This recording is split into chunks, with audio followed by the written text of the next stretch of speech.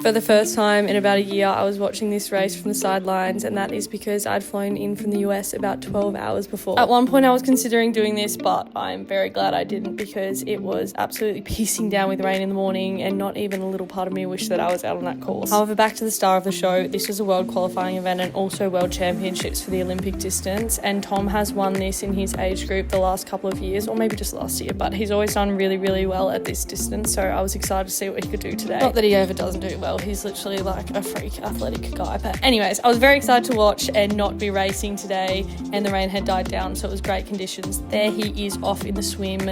It is his strongest leg by far. He's like a little fish in that water. It's nuts to watch. This was actually, though, the first time he didn't come out first of the swim. There was an absolute fish in front of him that came out like 150 metres in front of everyone else, and I started cheering because I thought it was Tom, but it turns out it was not. But here was Tom coming second out of the water. The way he gets his wetsuit off is something I will always be jealous of, because I look like a headless chook when I try and do it coming out of the swim. It did make me feel a little bit better because this is the slowest he has ever gotten onto a bike ever. Honestly, pick yourself up, mate. Anyway, the bike was a little bit stressful. To be honest, he dropped a few positions on this leg, and he's usually quite good. He will blame the fact that he was in a car for 3 days driving up and moving to Sydney, and I will give him that. I'm very, very proud of him. He did a good job. Also, I did just kind of crap on his speed. He was averaging like 41 or 42k an hour, so it's really nothing to sniff at.